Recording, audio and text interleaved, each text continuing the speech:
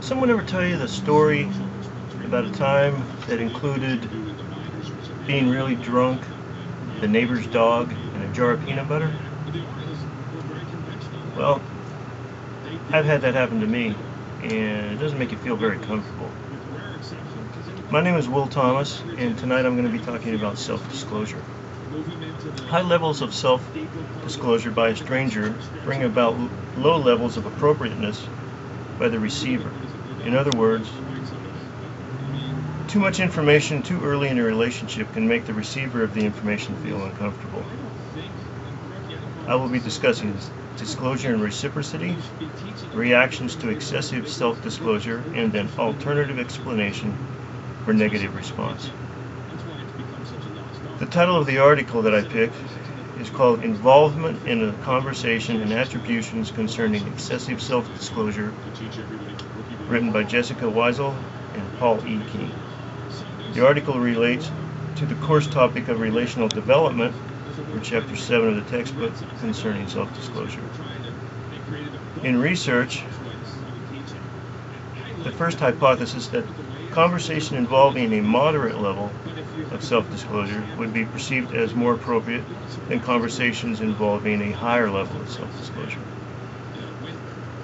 The second hypothesis was that conversation participants would rate the conversational appropriateness of the speaker significantly higher than observers to the same conversation. In other words, if you're eavesdropping on a conversation, you will find it less appropriate.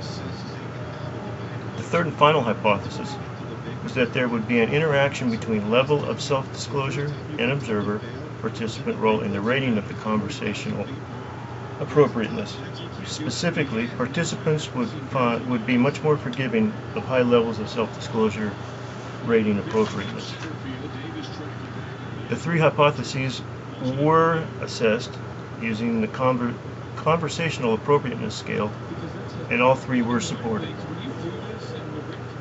The interpersonal relationship I chose is that of my client who I counsel in addiction treatment.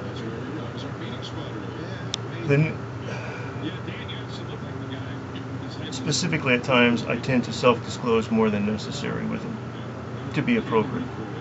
My reason for self-disclosing is an attempt to inject a sense of self-efficacy into my client, that if I can do it, you can do it too. Or I've been in a far worse place than you have.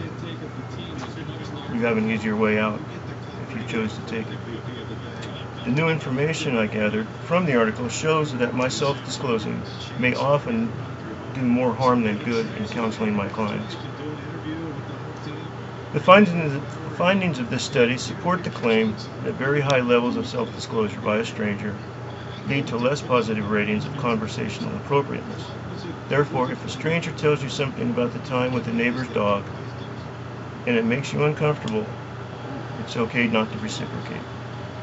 My name is Will, and thank you for listening, and drive home safe.